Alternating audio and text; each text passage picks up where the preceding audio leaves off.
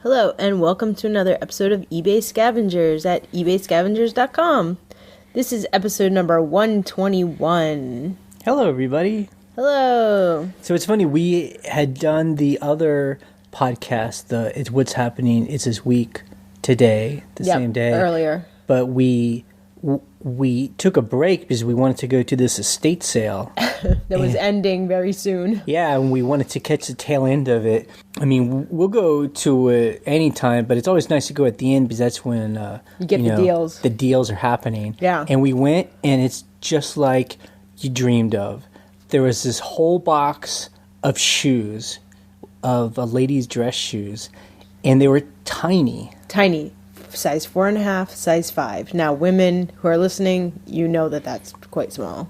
But there are ladies that have that, and no one was buying these shoes. We got them $1 each. And I'm talking Ferragamo all day long. Right. Some of them are brand new, never worn. Yeah. I mean, those are $200 shoes. Yeah. For $1. It's crazy. I was just like, I felt bad almost. I almost felt bad. It's that kind of feeling where you're in the estate sale and you're just like, I'm having a hard time breathing because you're like, someone's going to come in and say you aren't allowed to buy this stuff. Right. It's like you feel like you're doing something wrong because it's so crazy. So we spent $46 and we could make $700 or $800 pretty easy, just on that stuff. But again, though, like we say, this is not easy money hustling and all that stuff. This is like, we have to take the time and list it. And then, shoes of that size don't sell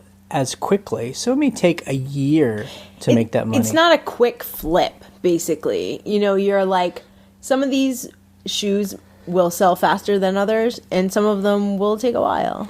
So that being said, this is the topic we wanted to talk about today. It's another one of my philosophical conversations that I have with myself as I'm driving around in our truck, going somewhere to pick something up. Pick up manure. I think, are we adding value by selling on eBay, or are we just part of the consumer culture? Right. Like, are we just helping people that hoard just buy more junk to put in their house, Yeah. Like, in the dark moments where I think like that, we all get like that from time to time. I'm just like, man, we're just selling a bunch of junk. Right.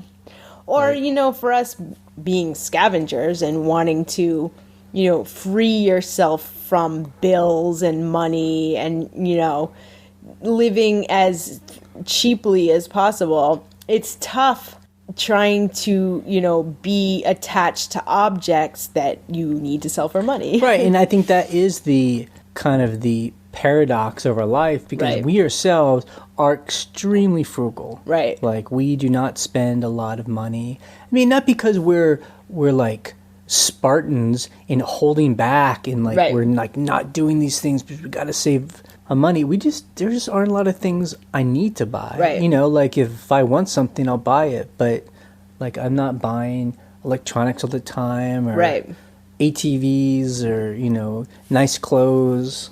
Yeah, we definitely are not part of like, I need to have the coolest.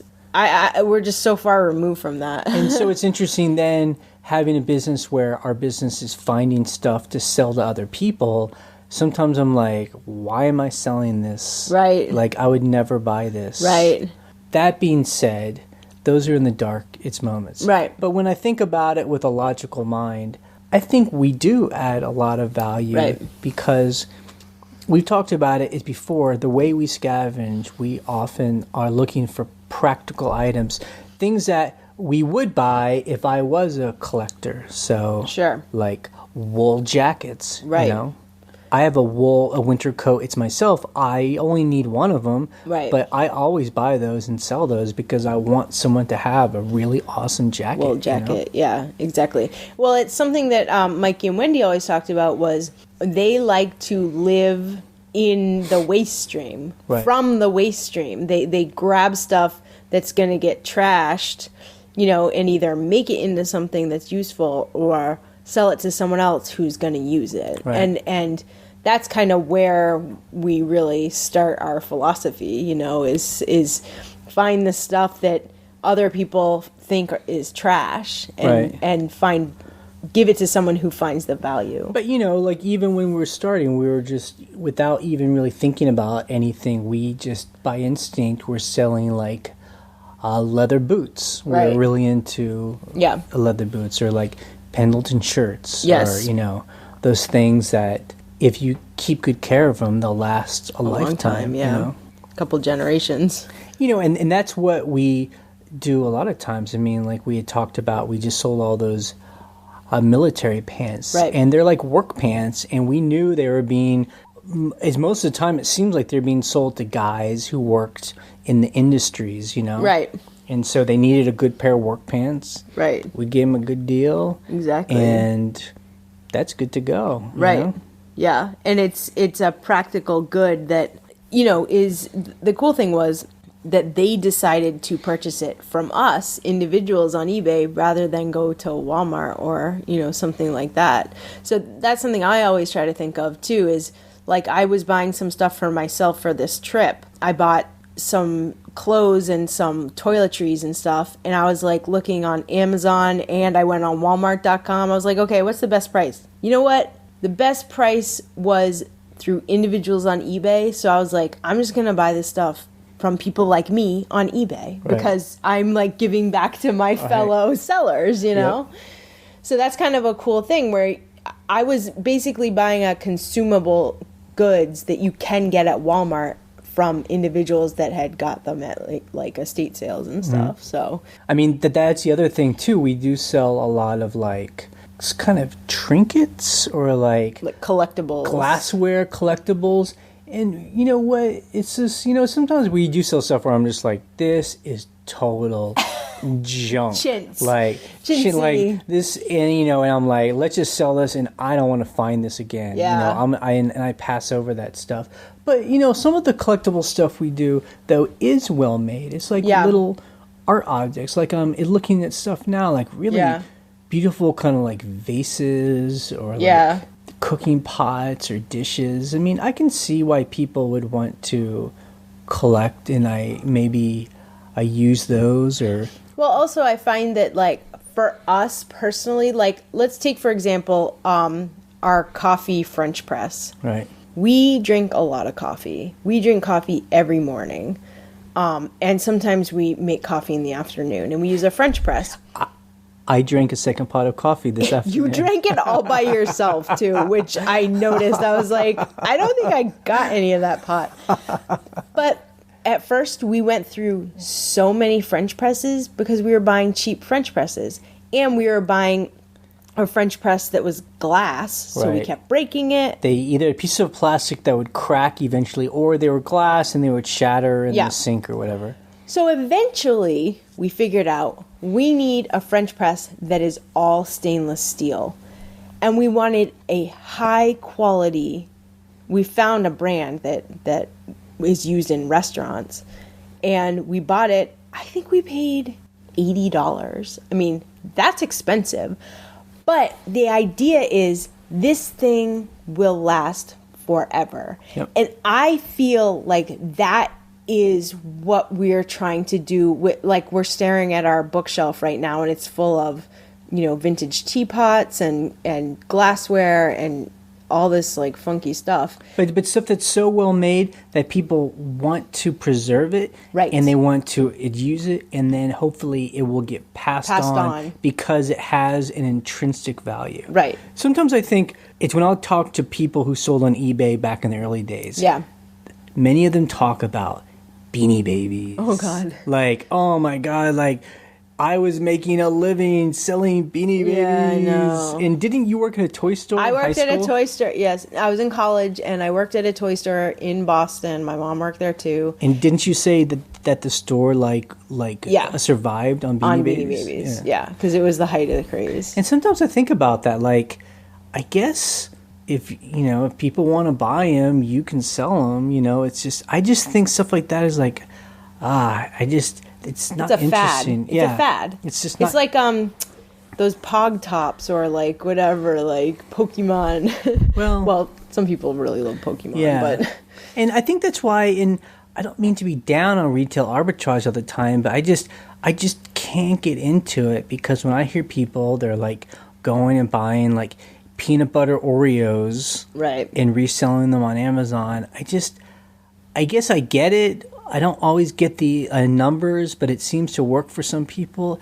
But just the whole idea of being part of that transaction, right, there's no excitement. Right. Like, I'm not interested in helping people eat a bunch of processed crap. Well, I think part of it too is, especially for certain grocery products that are very popular on Amazon, I mean, we would never buy that ourselves. I would never eat that, you know? So with the things that we're sourcing for eBay, we're like, I will always buy a Woolrich jacket because I love Woolrich jackets. Yeah. And I want to have the experience of having them and have, source them and send them to someone in Germany who's like, I could never get this here. Now I can imagine people thinking we're like big old hippies.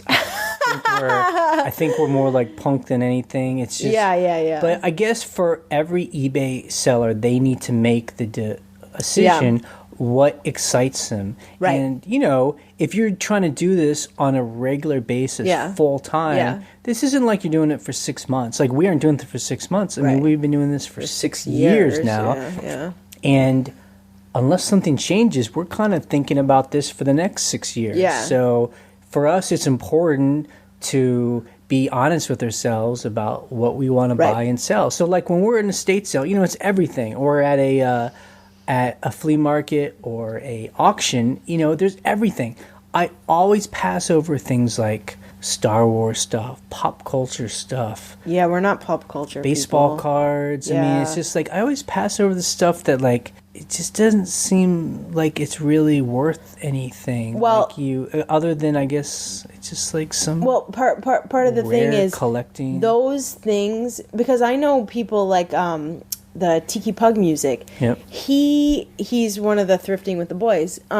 He's all about T-shirts. He's all about pop culture. Like on their show, he's just like pop culture, Scooby-Doo, whatever. Batman jackets. Yeah, like, you know what? I cannot give a crap about that stuff.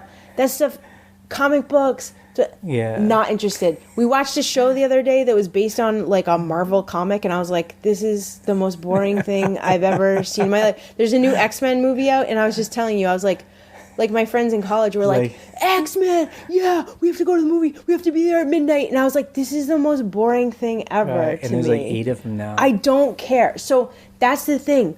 But that's what's so cool about eBay. You find the stuff that's so cool. Like, to me, mid-century modern furniture and housewares, that's my thing. Yep. I love that stuff. Yep. And that's what I want to sell. That's what I want to find. But I guess if you are into pop culture and Batman stuff, at least just know that that's what you're into. And do that. And that's what you're doing. Because it's so much more fun. But one reason why we bring this up is, again, we hear these people on the blog or online, and they seem like eBay's not working for them. And I think that might be because of what we're talking about.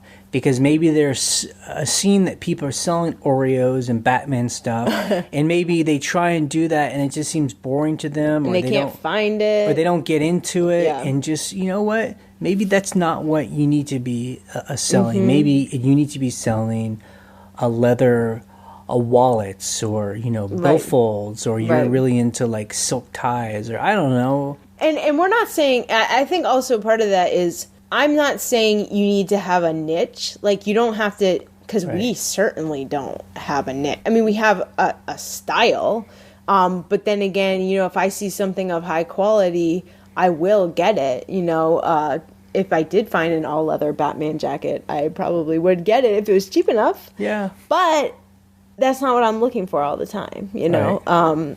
But I think part of it, and we've said this with, all our creative endeavors that we've done together, you have to care about it, because if you don't care about it, like whatever, if we had a freelance job that we're like, oh, I do not care about this like awful corporate job, it makes it so much harder. It makes your day feel wasted, Yeah. I mean, That's why, again, we're always down on the whole idea of like buying wholesale stuff from China. Oh, God. You know, Yeah. buying 1,000 iPhone cases, 1,000 cheap necklaces, 10 cents, and selling them for $1. And after all the fees, you know, you're making $0.25 a piece, but you're selling 1,000 of them. And it's just, I don't know. You know, again, if it's just pure numbers, those things, I guess, can make sense. Right. But if you're, you know, ultimately, like as you said, it then just starts to become a grind. Right. And that's what we try and avoid. That's why today, when we went to this estate sale and we found this box of shoes, and it's all Italian designer, Ferragamo, kind of vintagey, you know. Yeah, vintage style, 70s, 80s. Yeah. It's like, it's exciting because it's like well crafted, well made. It's kind of like historical because some of these designs aren't around anymore. They're discontinued. It's like, that's exciting to us. And, you know, like, we know we're going to make money, period. I mean, that at the end of the day, you're like, these will sell. Right. Some of them are brand new. They'll sell right away. But I think that's the thing. I think ultimately it's easy to make money on eBay. I mean, I know people are like, wait a second, it's not that easy. But if you put the work in, people buy almost anything. Right. It's almost like, but us making the money has to be fun. Right. You know? Well, I think part of the conversation we're having today too is it feels like a funny contradiction because, you know, for so long, like you said, we're more punk DIY than anything than hippie. Forever, I was like anti-corporate, anti-money. I mean, Wendy talked about living in Manhattan for a year without touching money.